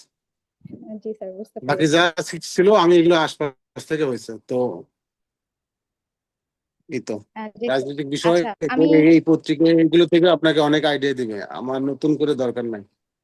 জি স্যার। আচ্ছা, আমি রাকিবুল ইসলাম স্যারের কাছে জানতে চাচ্ছিলাম। আমাদের একজন পার্টিসিপেন্ট প্রশ্ন করেছেন, হাসনাত আবরার। আসসালামু আলাইকুম স্যার, আমি স্নাতক তৃতীয় বর্ষের ছাত্র। আমার আগস্টের দিকে খাদ্য অধিদপ্তরের উপ সহকারী খাদ্য পরিদর্শক পদে পরীক্ষা। আমি উত্তীর্ণ হতে চাই, শেষ পর্যন্ত প্রস্তুতি চলমান। এক্ষেত্রে আমার আর কি কি করা উচিত? পরীক্ষাটি প্রিলি, রিটেন ও ভাইবা সহ। প্রশ্নগুলো মোটামুটি সিমিলারই থাকে। চাকরির প্রিপারেশনে সে কিভাবে নিবে, আমি আবারও উত্তরটা একইভাবেই দিতে চাই। যে পোস্টের এগেনস্টে আপনি পরীক্ষা দেবেন তার কোশ্চেন, বিগত 10 সালের কোশ্চেন এবং সিলেবাস অ্যানালাইসিস করেন। অ্যানালাইসিস করে দেখেন কোথায় থেকে প্রশ্ন বেশি হয়, কোথায় থেকে কম হয়। বিমলদা যেটা বলছিল যে আমরা সবই পড়তে যাই, এটা হলো সবচেয়ে প্রথম ভুল চাকরির প্রস্তুতির। আপনি অ্যানালাইসিস করে, অ্যানালাইসিস করলেই আপনি বুঝতে পারবেন। আপনি সময় দেন, পড়া শুরু করার আগে আমি মনে করি সময় দেন, প্রশ্ন অ্যানালাইসিসের সময় দেন, সিলেবাস অ্যানালাইসিসের সময় দেন। দিয়ে আপনি যেগুলা পড়ার জন্য প্রয়োজন আপনি নিজেই বুঝতে পারবেন অ্যানালাইসিস করার পর, সেই দিকে একটু বেশি মনোযোগ দেন। আশা করি আপনি উত্তীর্ণ হতে পারবেন পরীক্ষায়। আচ্ছা রাকিবুল ইসলাম স্যার, আপনার কাছে আরো একটি প্রশ্ন রাখছি আমি। সেটা হচ্ছে যে শুধু নিজে পড়াই কি যথেষ্ট বিসিএস কাটার বা অন্যান্য জবের ক্ষেত্রে, নাকি কোনো কোচিং এর সহায়তা প্রয়োজন আছে? গুড, ভালো একটা প্রশ্ন করছেন। এই প্রশ্নটা অনেকজনই করে থাকে। আবারও বলি, এই বিষয়টা পার্সন টু পার্সন ভেরি করে। তবে আমার একান্ত ব্যক্তিগত মতামত, আমি জানি না বিমলদা আমার সাথে একমত হবেন কিনা। আহ, আমি মনে করি যে আমার কিছু দুর্বলতা ছিল, যেমন ইংরেজিতে আমি দুর্বল।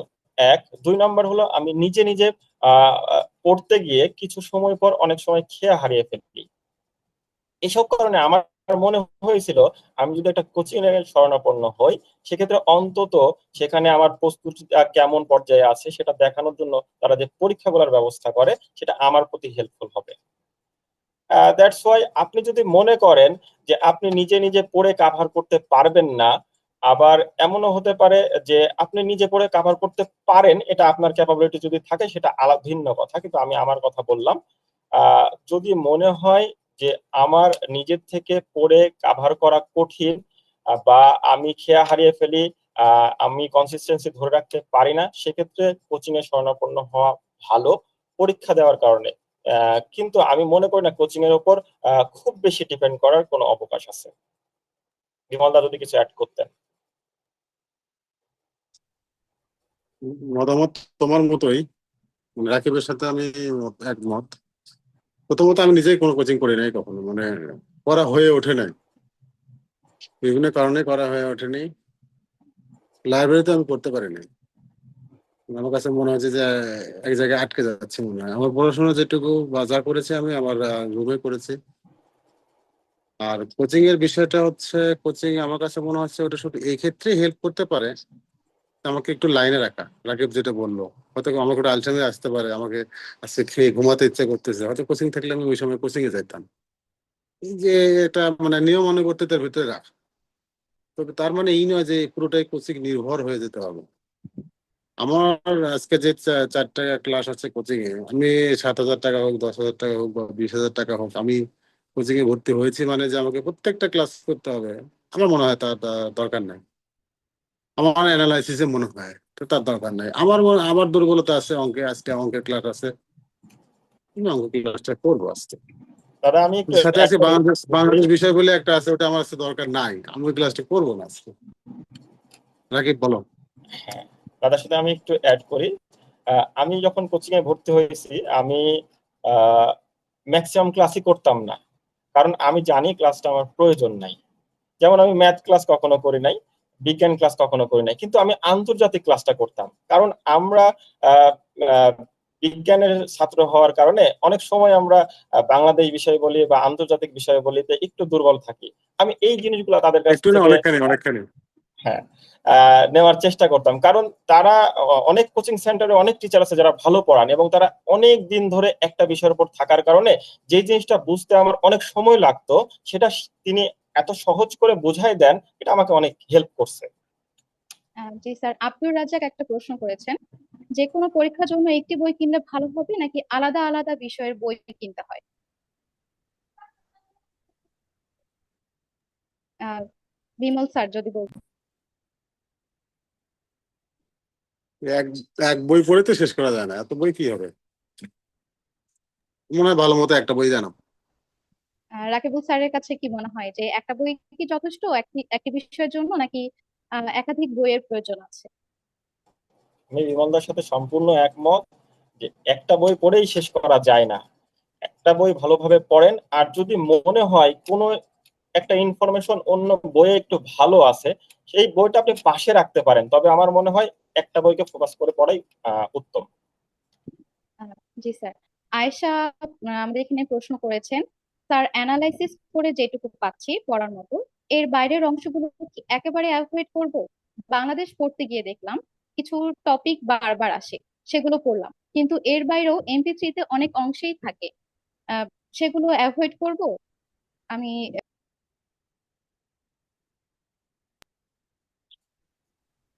বিমলদা স্যার বলবেন? বলো, তুমি বলো। আহ বিমলদা সবসময় আমাকে বলতে একটু সুযোগ করে দেয় সব জায়গায়। তো আমি যেটা বলছিলাম, যেটা হলো প্রশ্ন অ্যানালাইসিস করার পর আপনি যখন বুঝতে পারলেন এই টপিক গুলা ইম্পর্টেন্ট, আপনি সেগুলা কাভার করলেন।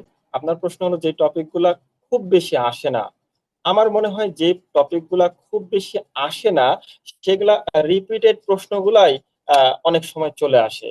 তার মানে আপনি পড়বেন না এরকম না, এটার প্রতি গুরুত্বটা একটু কম হবে। ওখানকার জাস্ট কি পয়েন্ট এবং কি পয়েন্টের এগেনস্টে আর সাম ইনফরমেশন হয়তো আপনি নিতে পারেন, কিন্তু যেখান থেকে বেশি প্রশ্ন হয় সেই সেই টপিকগুলো আপনি খুব ভালোভাবে অ্যানালাইসিস করে পড়বেন।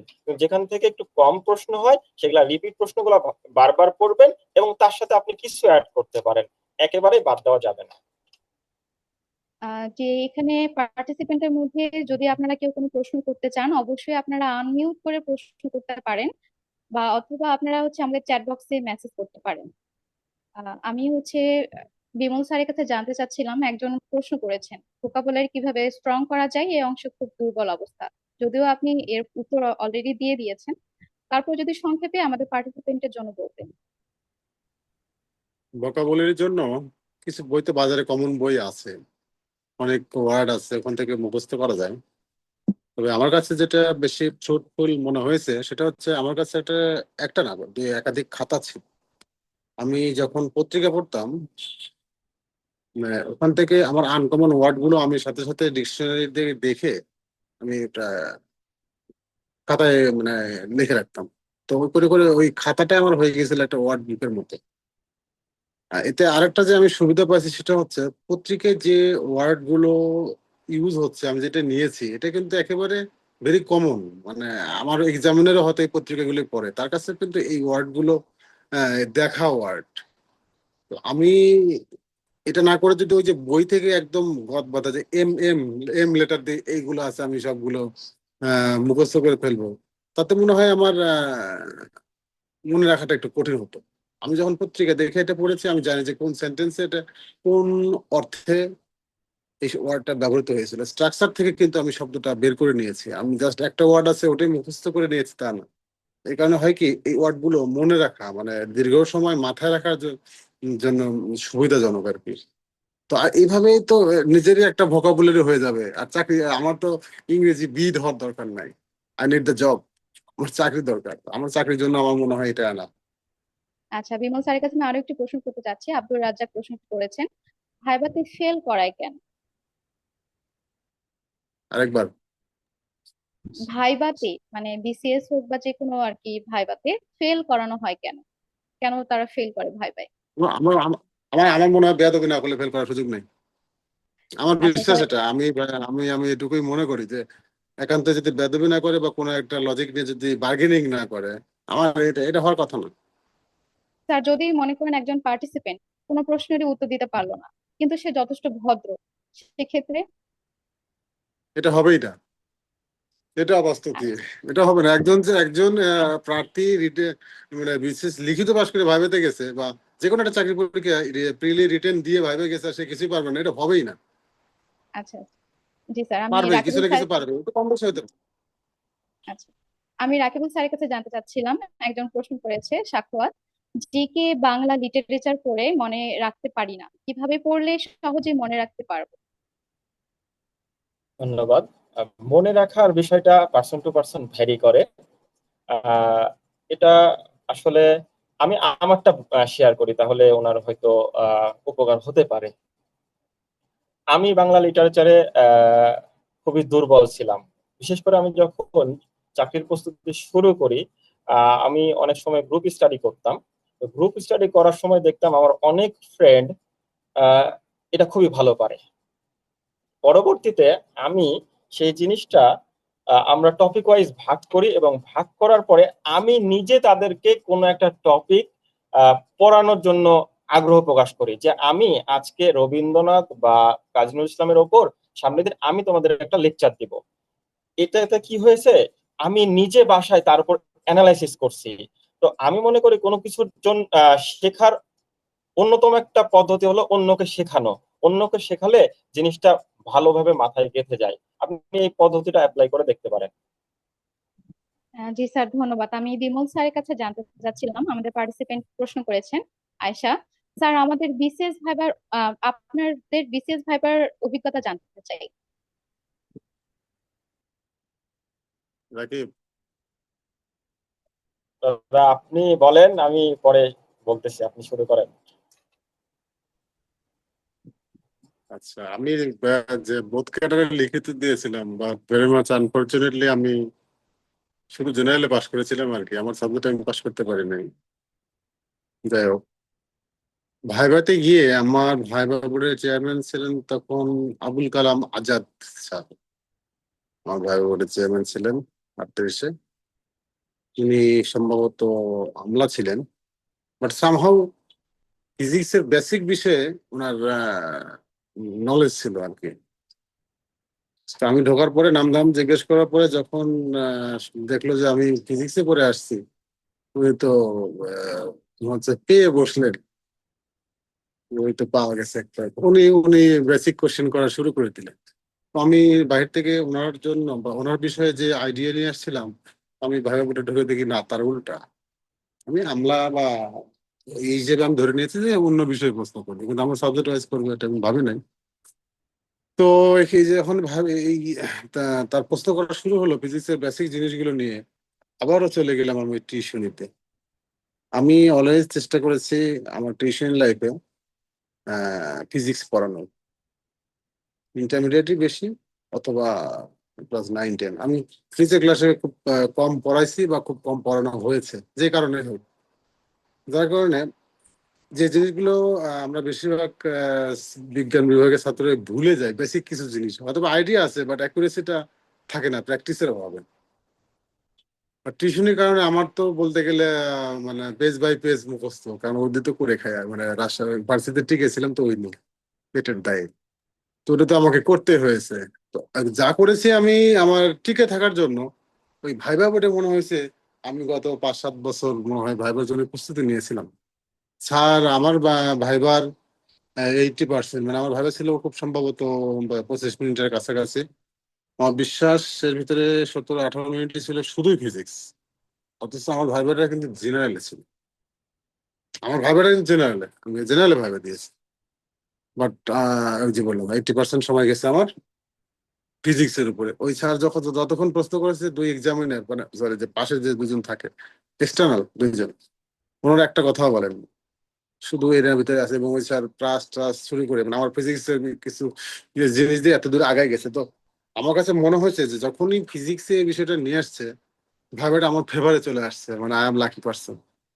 ভাইবাটা আমার ফেভারে চলে আসছে, আমি তো আমি আমি তাদেরকে চালিয়ে নিতে পেরেছি বেশ কিছুক্ষণ, সব পেরেছি তা না, বাট আমার কাছে মনে হয়েছে যে দে ওয়ার স্যাটিসফাইড, তারা তৃপ্ত ছিল। তারপরে কিছু মানে এই ফিজিক্স থেকে বের হওয়ার পরে কিছু কোশ্চেন ছিল যেগুলো প্রশাসন নিয়ে বা সিকিউরিটি নিয়ে, বিদেশ ফরেনের বিষয়ে আমাকে তেমন কিছু জিজ্ঞেস করে নাই, বাট ওই যে বললাম আমার সাবজেক্টে আমাকে চাকরি দিয়েছে। যে সাবজেক্ট আমি লিখিততে পাশ করি নাই সেই সাবজেক্টের উপর ভিত্তি করে ভাবে দিয়ে আমি জেনারেলে ক্যাডার হয়েছি আর কি। আচ্ছা, আমি এক্ষেত্রে রাকিবুল স্যারের কাছে জানতে চাচ্ছিলাম, স্যার আপনার ভাইবার অভিজ্ঞতাটা কিরকম, যদি একটু সংক্ষেপে বলতেন। আমরা অনুষ্ঠানের প্রায় শেষের দিকে চলে এসেছি। ওকে। বিমল দার সাথে ভাইবা অভিজ্ঞতা আমার মোটামুটি সেমই বলা চলে। আমাকে রাখছিল বিমল দার চেয়ে অনেক কম, আমাকে রাখছিল 10 থেকে 12 মিনিট। প্রায় 8 মিনিট আমাকে প্রশ্ন করা হয়েছে ফিজিক্স থেকে, এবং নূরজাহান ম্যাম ছিল আমাদের বোর্ডের চেয়ারম্যান। তো উনি আমাকে ফিজিক্স এর বেসিক একেবারে প্রশ্ন করছে, এবং বেসিক থেকে আস্তে আস্তে আস্তে আমি যখন অ্যান্সার করতে পারছিলাম, আমি দাদার সাথে একমত হয়ে বলবো, আমরা দাদা হয়তো জানে আমিও টিউশনি করতাম। তো ওই টিউশনির ফলাফলটাই আসলে আমরা ভাইবা বোর্ডে দেখাইতে পারছি। আর জেনারেল থেকে যে বেসিক প্রশ্নগুলো করছিল, জেনারেল থেকে আপনার প্রশ্ন ডিরেক্ট করা খুবই কম হয়, অনেক সময় মতামত জানতে চায় যে এই বিষয়টা আপনি কিভাবে দেখছেন বা এখানে আপনার মতামত কি। আমাকে যা প্রশ্ন করা হয়েছিল আমি উত্তর করছিলাম, কিন্তু খুব বেশি যে স্যাটিসফাই করতে পারছি ওনাদেরকে আমার সেটা মনে হয় না। আমি যেহেতু সময় কম, আমি একটু উপসংহার টানি বিষয়টার। বিষয়টা হলো যে আহ, ভাইবা প্রার্থী সে জেনারেল ভাইবা প্রার্থী হোক আর বোধ হোক বা টেকনিক্যাল হোক, আমার মনে হয় তার নিজস্ব যে সাবজেক্ট যেটাতে সে অনার্স করছে তার প্রতি একটু দখল থাকা তাকে ভাইবাতে একটু আগিয়ে রাখতে পারে। দাদা যদি কিছু বলতেন। না, নতুন করে কিছু অ্যাড করবো না, ম্যাডাম। আচ্ছা স্যার, রাকিবুল স্যারের কাছে আমার আরো একটি প্রশ্ন পার্টিসিপেন্টের কাছ থেকে। জীবন চন্দ্র বলেছেন, ম্যাথ কিভাবে ভালো করা যায়? ম্যাথ, গণিত। জি স্যার। গণিতের বিষয়টা আমি এর আগে আহ, মনে হয় কাভার করছি, তারপরে যেহেতু প্রশ্নটা করছে উনি বোধহয় স্কিপ করছে বিষয়টা। আহ, উনি এর আগে বোধহয় আমি উত্তর করেছিলাম রিটেন ম্যাথ। এখন যদি প্রিলিমিনারি ম্যাথের কথা বলেন, প্রিলিমিনারি ম্যাথে যে সিলেবাসটা আছে আমার মনে হয় না এটা খুব কঠিন সিলেবাস। বাংলাদেশের প্রেক্ষাপটে অন্যান্য জবের যে ম্যাথের সিলেবাস বা যে ধরনের ম্যাথ আছে তার তুলনায় বিসিএস এ তুলনামূলকভাবে অনেক সহজ প্রশ্ন হয় ম্যাথের ক্ষেত্রে। তো সিলেবাস দেখে সে যদি 9-10 এর বইয়ের উপর একটু দখল থাকে, আর ইন্টারমিডিয়েট কয়েকটা টপিক্স এর জন্য সে বইটা যে খুব ভালোভাবে করা লাগবে এরকম না। বাজারে যে কোনো বই থেকে সেই অধ্যায়গুলোর বেসিক জিনিসগুলো ঠিক রেখে যদি অঙ্কগুলা প্র্যাকটিস করে, আশা করি কভার হয়ে যাবে। জি স্যার, ধন্যবাদ। আমি বিমল স্যারের কাছে জানতে চাচ্ছিলাম, একজন প্রশ্ন করেছেন, রুমানা খাতুন, 9টা থেকে 5টা অফিস করে কিভাবে প্রিপারেশন নিব?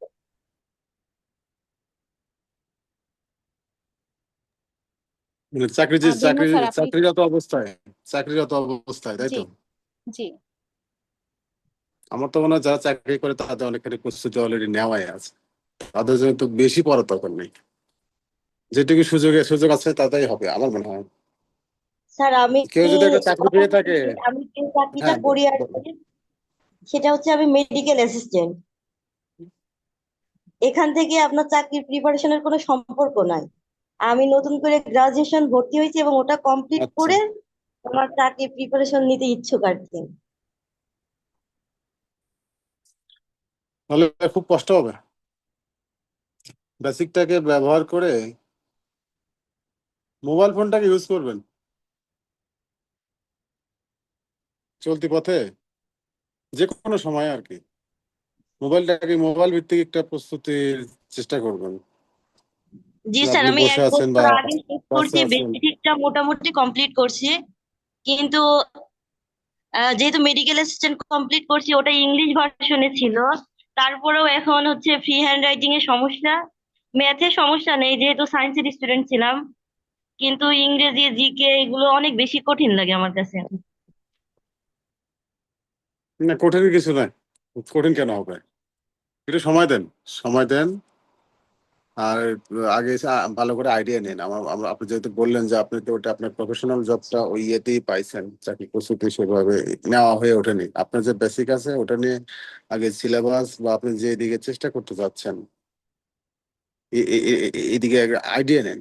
আইডিয়া নেওয়ার পরে আপনি চেষ্টা চালিয়ে যান। আমার মনে হয় অসম্ভব কিছু না। তো তবে ডিজিটাল ডিজিটাল মিডিয়াম গুলো একটু ব্যবহার করতে হবে, মিডিয়া যেগুলো আছে, বিশেষ করে আমাদের হাতে হাতে মোবাইল আছে, তো অন্তত একটা অ্যান্ড্রয়েড ফোন সবার হাতে আছে। তো জি এখানে স্যার। পিডিএফ ফাইল পড়া যায়, ইমেজ দেখা যায়। না, আমরা রিলসের জায়গায় এটা করতে পারি আর কি। জি হয়তো স্যার, বাসে অবশ্যই। বসে আছি বা অটোতে বসে আছি, অটোতে বসে থেকে হয়তো 5 মিনিট আমার একটা আর্টিকেল পড়া হয়ে যেতেও পারে। তো ওই সময় রিলস দেখতে পারতাম কানে হেডফোন লাগিয়ে। আমারও রিলস দেখার নেশা আছে আর কি, এখন দেখি। তো জি স্যার স্যার, আমি ধন্যবাদ। কখনো আমি রিলস দেখি কিন্তু না, আমি কাজে লাগাতে পছন্দ হবে আর করি কি, না। রুমানা খাতুন, সময় আপনি নষ্ট না কিছু হোক। মনে হয় বলতে চাচ্ছিলেন। আচ্ছা, আমরা তাহলে পরবর্তী প্রশ্নে চলে যাই। আমাদের আব্দুল রাজ্জাক আরো একটি প্রশ্ন করেছেন, গত নিবন্ধন পরীক্ষার ভাইভাতে অনেক ভাই বোন সঠিক উত্তর দেওয়ার পরও তাদেরকে ফেল করে দেওয়া হয়েছে। আপনাদের কাছে এর কারণ কি হতে পারে? বিপুল স্যার। এটা এটা সরকারি ভাবে যেহেতু আন্দোলন চলছে বা আলোচিত বিষয়, এই বিষয়টা নিয়ে আমি কমেন্ট করতে চাচ্ছি না। আচ্ছা স্যার, ঠিক আছে। আমি মোহাম্মদ রাকিবুল ইসলাম স্যারের কাছে আমাদের পার্টিসিপেন্টদের আরেকটি প্রশ্ন রাখতে চাচ্ছি। লিটন প্রশ্ন করেছেন, আমি লিটন মিয়া, শিক্ষা মন্ত্রণালয়, বাংলাদেশ সচিবালয়ে কম্পিউটার অপারেটর হিসেবে কর্মরত আছি। আমার বিমল স্যারের কাছে প্রশ্ন, কোন দক্ষতাগুলো আপনার সফলতার পেছনে সবচেয়ে বেশি ভূমিকা রেখেছে? এবং দ্বিতীয় প্রশ্ন, একজন সহকর্মীর সঙ্গে মতবিরোধ হলে কিভাবে সমাধান করবেন? বিমল স্যার। প্রথমটা কি ছিল জানো না, দ্বিতীয়টা আগে বলি, আগে মতবিরোধটাই বলি। জি।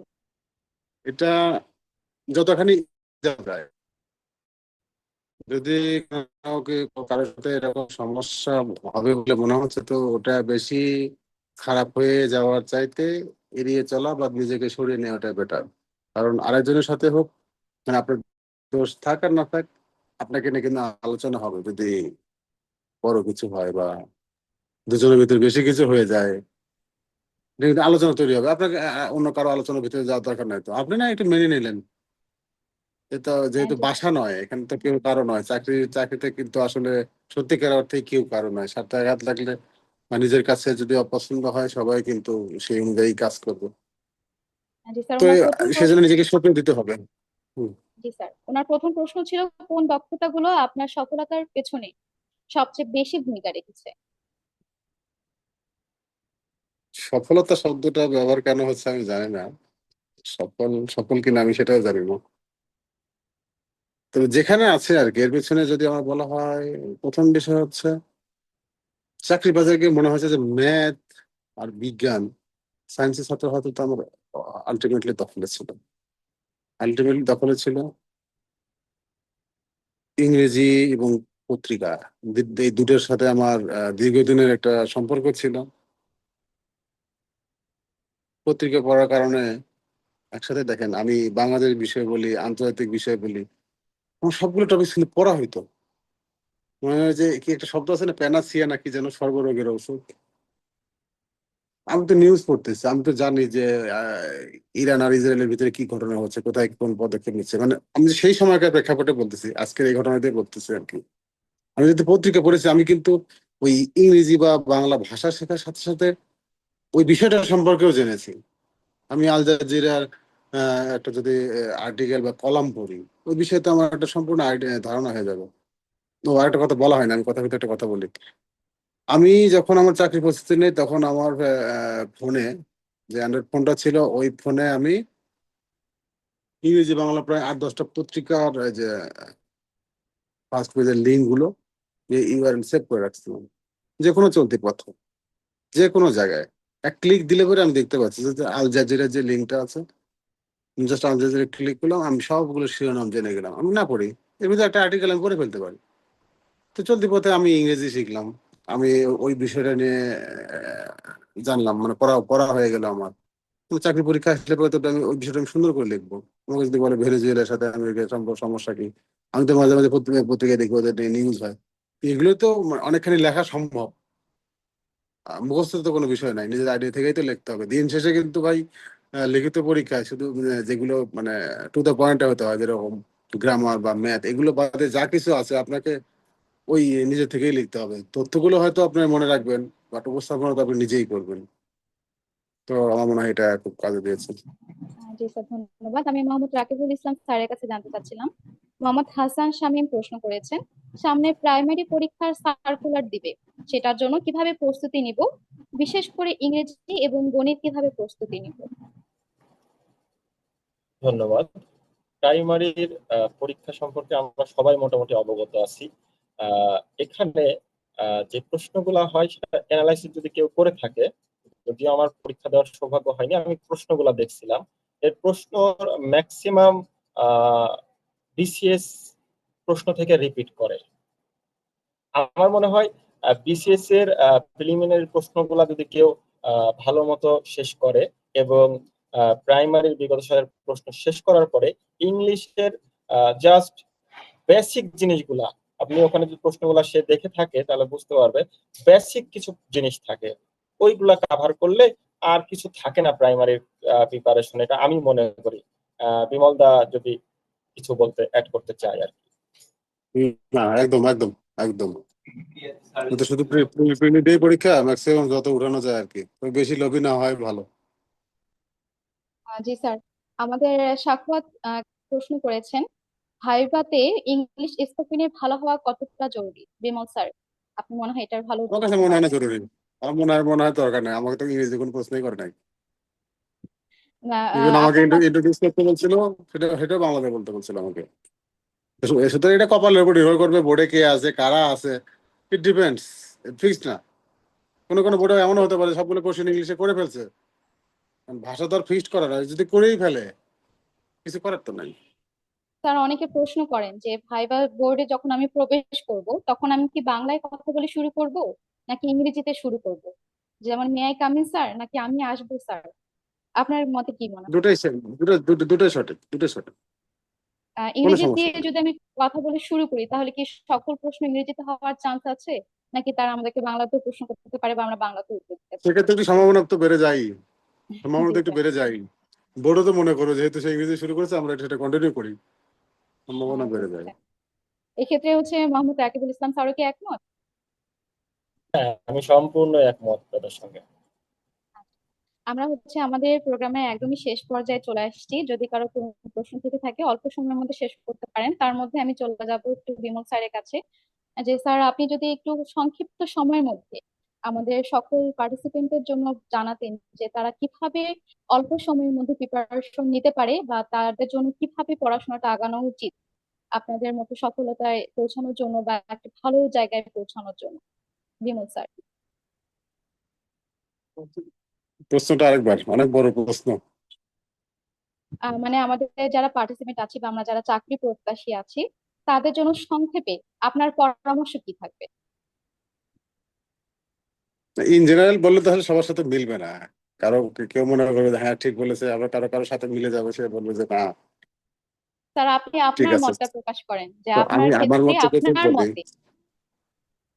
এটা কিছুটা না, আমি অনেকখানি মনে হয় বলেই ফেলেছি। তারপরেও যখন যে পরিবেশে থাকা যায়, আমি চাকরি প্রস্তুতি নিয়েছি 7-8 বছর আগে, গত 7-8 বছরে তথ্য প্রযুক্তির অনেক পরিবর্তন আসছে। আমার মনে হয় আইটি বা আইসিটির বিষয়টাকে সম্পূর্ণরূপে ব্যবহার করতে হবে। শুধু লিখিত বই আর টেবিলের উপরে বইয়ের লাইব্রেরি তৈরি হয়ে গেছে, আমার মনে হয় এটা দরকার নাই, করতে হবে এবং টেকনোলজিকে কাজে লাগাতে হবে। আমার একটা জিনিস আ- এই মুহূর্তে জানতে ইচ্ছে করছে, এই মুহূর্তে এখনই আমি জানবো যে গতকাল বা সেদিন ট্রাম্প কয়টা মিসাইল ফেলেছিল। এটা যদি আমার খোঁজার দরকার নাই, আমি জাস্ট গুগলে ঢুকবো, ট্রাম্পের হামলা দেখবো, শেষ। আমার হাতে তো গুগল, আমার হাতে উইকিপিডিয়া, উইকিপিডিয়া তথ্য সব সময় হয়তো সবসময় রেফারেন্স হিসেবে ব্যবহার করা যায় না, বাট আমার তো একটা আইডিয়া হয়ে যায়। তা আমার হাতে তো আছে, যন্ত্র তো আছে, সবকিছু কিন্তু মানে এই আইটি ব্যবহার করে, মানে তথ্য প্রযুক্তি ব্যবহার করে সম্ভব। লিখিত বইয়ের সাহায্য অবশ্যই নেবো আমরা, বা শুধু সেটার উপর নির্ভরশীল না থেকে যুগের সাথে একটু তাল মিলিয়ে আমার মনে হয় অ্যাডভান্স থাকা সম্ভব। আর ওই যে জি বললাম যে স্যার। আমাদের তো খাবার পেটের সাইজ নির্দিষ্ট, জি স্যার। যার যার পেটের সাইজ নির্দিষ্ট, সুতরাং দেখে শুনে খেতে হবে, সব স্যার, খাওয়ার দরকার নাই, পারিবারিক বদল নিতে হবে। পারিবারিক বা পারিপার্শ্বিক বিভিন্ন প্রতিকূলতা দেখা যায়, এক্ষেত্রে আপনার কি মনে হয় যে মনোবলটা আমরা কিভাবে শেষ পর্যন্ত টিকিয়ে রাখতে পারবো? এ খুব কঠিন কাজ, এ খুব কঠিন কাজ। সমস্যা সবারই আছে, আমি শুধু এটুকু বলবো, কারো পারিবারিক সমস্যা আছে, কারো আর্থিক সমস্যা আছে, কারো বাবাকে নিয়ে সমস্যা, কারো মাকে নিয়ে সমস্যা, কারো হয়তো বিশেষ কারো জন্য কাউকে নিয়ে সমস্যা। সমস্যা সবারই আছে কোনো না কোনো ভাবে। শুধু টাকার সমস্যায় সমস্যা তা না, বাট সমস্যা যে কোনো ধরনের সমস্যা মানুষ পড়া মানে মানুষের একটা চাপ তৈরি হবে, এটা তো অস্বীকার করার সুযোগ নাই। এটা মেনে নিয়ে আগাতে হবে, এটা মেনে নিয়েই আগাতে হবে। জি কিছু স্যার। কিছু বিষয় খুবই খারাপ লাগবে। আমার অনেক আহ আমার আমার অনেক দুর্গাপূজা দেখা হয়নি, আমার অনেকগুলো বিয়ে খাওয়া হয়নি। তাতে কি হয়েছে? হয়েছেটা কি? তাতে তো কোনো সমস্যা হয়নি, মেনে নিতে হবে সব কিছু। জি স্যার। মোহাম্মদ রাকিবুল ইসলাম স্যারও কি যদি বলতেন যে হচ্ছে আমরা যে বিভিন্ন প্রতিকূলতার সম্মুখীন হই পারিপার্শ্বিক, সেটা পারিবারিক হোক, আর্থিক হোক, বা আমাদের সাথে যারা থাকে তারা অনেক সময় অনেক ধরনের নেগেটিভ কথাবার্তা বলেন, তো সেক্ষেত্রে মনোবল টিকায় রাখার অপশনটা কি হতে পারে বা আপনার মতামত কি হতে পারে? আমি বিমলদার সাথে একটু অ্যাড করতে চাই এই বলে যে বিমলদা প্রথমে বলছে মোবাইল ফোনটা আমাদেরকে ইউজ করতে হবে, এটা ভেরি ট্রু। এখন আমরা তথ্য প্রযুক্তির স্বর্ণযুগে আছি।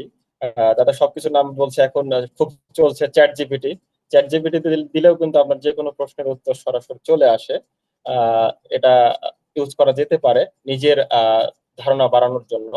আর আমি মোবাইল ফোনের ব্যবহারে আরেকটু বলবো, সেটা হলো অনেক ক্ষেত্রেই দেখা যায় যে আমরা মোবাইল ফোন ইউজ করার চাইতে মোবাইল ফোনে আমাদের ইউজ করে। এই জায়গাটায় একটু নিজেকে সচেতন রাখা উচিত বলে আমি মনে করি। এক, দুই নম্বর আপনি বললেন যেটা আহ, প্রতিকূলতা কিভাবে দূর করা যায়। তো মানুষের সমস্যা অবশ্যই আহ, আছে, ছিল, থাকবেই। এটা নিয়েই এগিয়ে যেতে হবে। যতটা মেন্টালি রিফ্রেশ থাকা যায়, আমি মনে করি মেন্টালি রিফ্রেশ থাকার অন্যতম একটা উপায় হচ্ছে নিজেকে ব্যস্ত রাখা, নিজের লক্ষ্য উদ্দেশ্যকে ফোকাস করে সামনের দিকে এগিয়ে যাওয়া। পড়াশোনায় বেশি মনোযোগ দেন, পারিপার্শ্বিক যে সমস্যা সেগুলা কাভার হবে। ফ্যামিলিগত বা খুব কাছের সমস্যাগুলো অ্যাভয়েড করা যায় না, তবে মানুষ হিসেবে সমস্যা মিনিমাইজ করে যতটা সামনে আগানো যায় ততটাই বেটার। জি ধন্যবাদ রাকিবুল ইসলাম স্যার। এক কথায় যদি আপনাকে বলতে বলা হয় যে আমরা যারা চাকরি প্রত্যাশী আছি তাদের জন্য চাবিকাঠির বাক্য কি হতে পারে বা তাদের অনুপ্রেরণার বাক্য কি হতে পারে, আপনি কি বলবেন? লক্ষ্য ঠিক রাখুন, পড়াশোনা করুন, আর ইনশাল্লাহ। একই প্রশ্ন যদি আমি বিমল স্যারের কাছে করি, যে স্যার আপনার কাছে এক কথায় কি পরামর্শ থাকতে পারে সকল চাকরি প্রত্যাশীদের জন্য? লোভ থাকতে হবে, লোভ। আমাকে ভালো চেয়ারটা থাকতে হবে, যেখানে মানে এবার আমি খোলামেলা বলতেছি আর কি।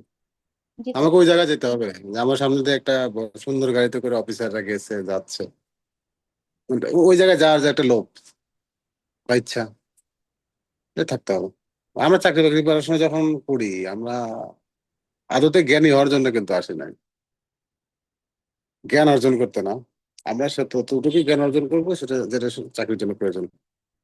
তো মিনিমাম টুকু ইয়ে করে আমাকে একটা ভালো পজিশনে যেতে হবে, স্বপ্ন দেখতে হবে। জি স্যার, আপনাদের দুজনকে অসংখ্য ধন্যবাদ। আপনাদের বাস্তব অভিজ্ঞতা ও অনুপ্রেরণামূলক কথা আমাদের মতো অসংখ্য তরুণদের জন্য আলো ও পথ দেখাবে আপু, আমি ইনশাআল্লাহ। একটা প্রশ্ন করতে চাচ্ছিলাম, জি কাইন্ডলি জি যদি। অবশ্যই। আমি প্রথমত বিমল স্যারের কাছে প্রশ্ন করতে চাচ্ছিলাম যে আমরা পত্রিকা বাংলা ও ইংরেজি এই দুইটাই পড়বো নাকি শুধু ইংরেজিটা পড়বো?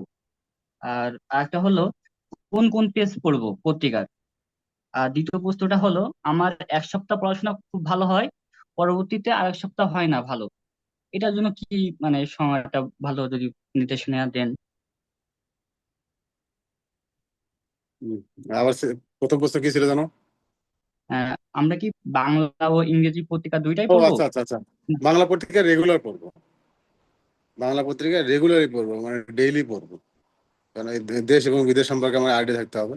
ইংরেজি পত্রিকা আমার মনে হয় সপ্তাহে যদি একটা নিজে নেওয়া হয়, যেটা আমার রুমে থাকবে, এক একদিন একটা নিউজ পড়বো, একদিন একটা আর্টিকেল পড়বো, কলাম পড়বো একটা, একদিন আমি খেলার পেজটা পড়বো। আমি তো ভাই ইংরেজি পত্রিকা শুধুই ভাষাগত কারণে ব্যবহার করলাম, নিউজও জানলাম আর আমার ভাষাগত কাজে মানে ভাষা শিক্ষার কাজে বা ইংরেজি শিক্ষার কাজে ব্যবহার করলাম।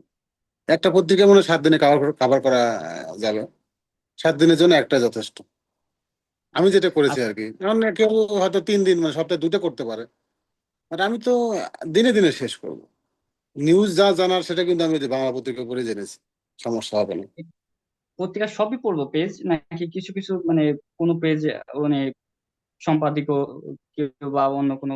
সম্পাদকীয়টা অবশ্যই বেশি, সম্পাদকীয় বেশি করতে হবে। ফরেন অ্যাফেয়ার্স যেটা আছে, মানে বিশ্ব নিউজ, খেলাধুলা পড়বেন। মানে আপনি তো তাই বলে যে নিয়োগ বিজ্ঞপ্তি, তারপরে টেন্ডার, এগুলো তো পড়ার দরকার নাই। বিজ্ঞাপন যা আছে পড়ার মতো আপনি পড়ে নেবেন।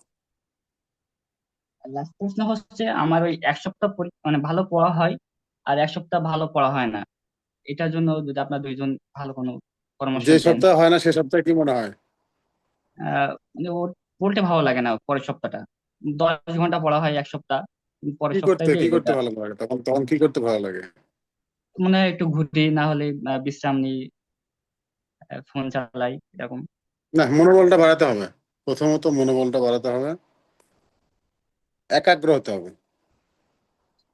একাগ্রতা হতে হবে। আরো সবার জন্য একটা কথা আমি এটার সাথে একটু বলতে চাচ্ছিলাম, যে সমাজের যে নেগেটিভ চিন্তাধারার মানুষগুলো, সেটা আমার বন্ধু বান্ধব, আত্মীয় স্বজন হতে পারে, আমার এলাকার হতে পারে, সেগুলোর সাথে বেশি গল্প করার দরকার নাই। বা আমার সিনিয়র বড় ভাই বা বন্ধুর বড় ভাই এখনো কিছু করে উঠতে পারেনি, আমার 3-4 বছর সিনিয়র, হতাশ তারা।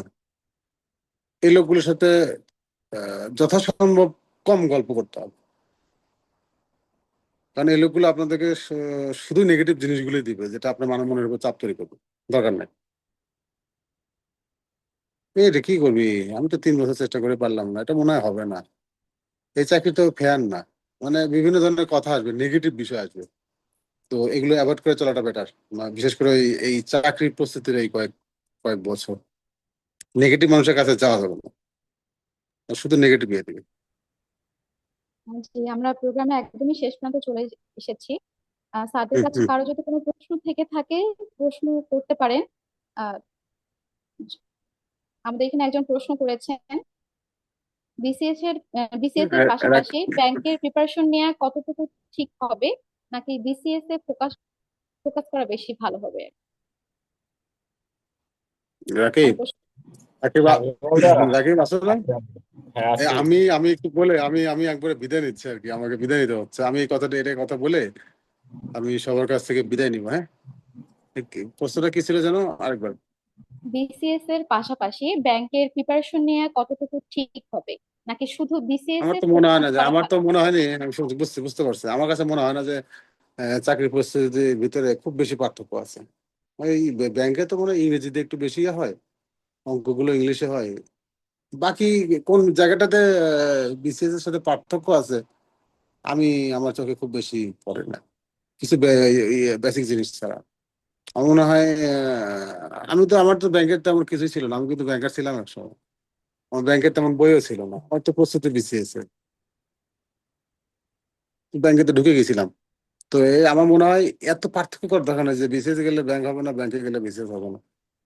এটা সম্ভব না। যদি বেসিক স্ট্রং হয়, যেদিকে যান আপনি, কোনো সমস্যা হবে না। ধন্যবাদ স্যার, আপনার অসংখ্য মূল্যবান হুম, সময় আপনি আমাদের সাথে দিয়েছেন। আপনাকে হচ্ছে একটু বিদায় নেব। বিদায়। আপনাদেরকে ধন্যবাদ, আমাকে ডেকেছেন, আপনাদেরকে অনেক ধন্যবাদ। আমি আসলে সুবক্তা নই, আমার ভাষা মানে আমার কণ্ঠ এত ভালো না, আর আমার কথার ভিতরে একটু আঞ্চলিকতাও আছে আর কি। আমার আমার অনেক দুর্বলতা। আমাকে কেন ইনভাইট করেছে আমি জানি না, স্যার বাট কথা আপনি, বলে আমার ভালো লেগেছে, সবার সাথে কথা বলেছি, ভালো লেগেছে আমার।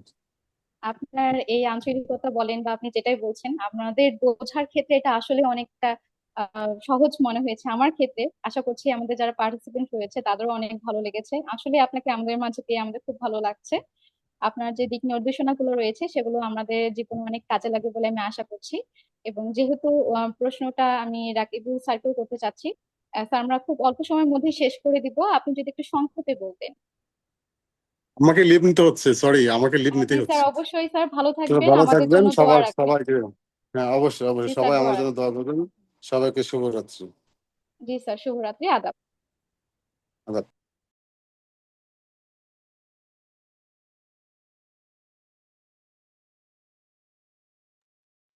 আমাকে যদি প্রশ্নটা আরেকবার বলতেন। আচ্ছা স্যার, আমি প্রশ্নটা আরেকবার করছি যে বিসিএস এর প্রিপারেশনের পাশাপাশি ব্যাংকের প্রিপারেশন নিয়ে কতটুকু ঠিক হবে, নাকি শুধু বিসিএস এ ফোকাস করা ভালো হবে?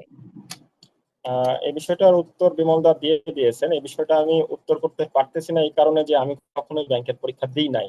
আমার ব্যক্তিগত জায়গা থেকে আমি এই জিনিসটা অ্যাভয়েড করে চলছি।